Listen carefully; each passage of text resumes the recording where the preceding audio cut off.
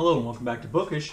Last Thursday, I really messed up. I realized I did a video called 3 Tag Thursday, during which I did 3 tags, one of which was the Cult of Celebrity tag, which was created by Gareth over at the channel Books, Songs, and Other Magic. And it was all about kind of like how we as readers relate to authors as potential celebrities. And I kind of answered those questions kind of off the cuff. I really didn't do much preparation because I was in a hurry. I had to travel, get out of town, and do some other stuff. So I really didn't, pay a lot of attention. Even though I answered the questions, I thought well at the time. And looking back on it, I realized that I'd made a mistake. And so I wanted to answer questions 5 and 6 again. So prompt 5 of the Cult Celebrity tag was, is there an author now dead who you would have liked to have met? And, it completely slipped my mind that I wrote a whole book about an author named Thomas Boyd, a biography, and, that should have been my choice for author I'd like to meet, to see if I was right in my assessment of his character and my understanding of who he was as a person. Even if I didn't, ask him questions like, hey, was I right about this? Just to kind of like meet and know him for a few minutes would have like answered a lot of questions. So I realized I really messed up there. And then even worse, I think I messed up on the question 6 or prompt 6. Is there an author still alive that you would like to meet? And it completely slipped my mind that there are so many writers here on BookTube and so many writers that I know through BookTube. And I would certainly like to meet all of them. And just, the ones I thought of, Mark Nash, who I've come to know through BookTube and have read some of his books. Britta Bowler, read one of her books. Margaret Pinard, reading one of her books. Charles Heathcote, read one of his. Matt Wall, I just downloaded one of his books on my Kindle. Hannah Joyner, from Hannah's Books, read one of her books. And then Jeremy Fee, as well as Pei Veo. There are all kinds of booktuber authors who I really would like to meet one day. And so I thought, well, that's a much better answer probably than the answer I gave. So I wanted to go ahead and correct that and kind of deal with what I view as a mistake in answering those questions on the tag. Anyway, I'll leave a link to the Thursday video at the end of this one. And so, this is the end of the month, so actually the beginning of the month. I have a guest on Saturday. So I want to do a wrap-up of what I read in September. Mostly in September, it was shorty September, and that's what I read, with the exception, I think, the longest book I think I read was The Colony by Audrey Mcgee, which was on the Booker Prize long list. I did a whole review of this book, and essentially I would tell you, I think it's a shame this book didn't make the short list. I really, really liked it. I thought it was brilliant in lots of ways. And like I said, I did a review. I'll leave a link to that review at the end of this video too. I also read, then for shorty September, I also read Somebody Loves You by Mona Arshi. And I found this to be really surprisingly effective. Kind of look at childhood and childhood trauma through the point of view of a young girl who has decided to stop speaking. And you kind of get clues about that and clues about what's going on in her family, what might have happened to her and others around her. I thought this was really, really effective, and it is a very short book, coming in around 160, 170 pages. I believe September, by the way, September feels like the longest month in history to me right now. I feel like, I think September is also Dictember, where where you could read books for private eyes or for detectives. I read Chester Himes' Rage in Harlem, which involves his kind of crime-fighting duo policemen, Ed Coffin Johnson and Gravedigger Jones.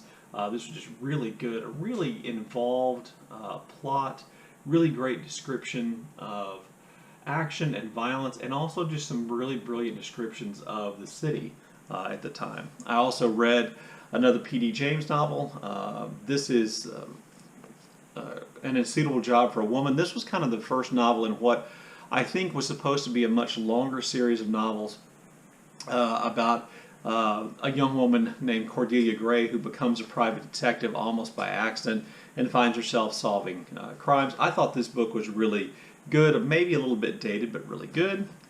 And then also, I guess I should probably mention also for Dictember, I read Out of Sight by Elmore Leonard.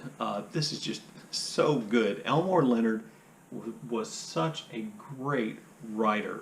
He's a writer of his times, and so I think this book was written, I don't know, in the 90s somewhere. And so a lot of things that today that we don't necessarily, we would go, oh, that sounds kind of sexist, or oh, that's wrong, or that's politically incorrect, and for good reason those things are. You'll find here, but not overly overdone, I don't think, and not in a way that distracts from what is an incredibly sexy and incredibly involved kind of crime story, kind of a heist story, love story, an unusual love story, if you will. If you've seen the movie Out of Sight, which is one of my favorite movies, it's a brilliant adaptation of this novel. A lot of the movie is kind of the novel scene for scene, but the novel, of course, has more information in it, and there are some significant differences. But just really great. I really enjoyed that. It makes me, every time I read an Elmore Leonard novel, I want to run out and get another one. I also read When Rain Clouds Gather by Bessie Head. This was the first Bessie Head novel I've ever read. It was suggested to me by Jack, the Rambling Raconteur, and thanks to Jack for that. This was just really lovely. Just a really kind of powerful evocation of place and culture and cultural clashes and the waning days of colonialism and the hope of cooperation and of better days in the future, kind of set in Botswana. And I just really, really liked it. I will say it is a slow developer, but at the end, geez, my books are falling over. At the end, all the elements come together, and it just really, really resonated. I also listened to an audiobook this month. You may know that I like to listen to audiobooks while I go on walks, and I finished My Antonia by Willa Cather on audiobooks. And I think I mentioned this once during the month, that that the descriptions of the American plains, in the late 19th, maybe the early 20th century, were just beautiful. There are some things in the novel that I didn't really like, but I just really liked it, and it really makes me want to read, or in this case, listen to another book by Willa Cather. And then I'm continuing to read Joseph Anton, Salman Rushdie's memoir of his time living in hiding during the fatwa, which is called for by the Ayatollah Khomeini in Iran because of his publication of his novel, The Satanic Verses.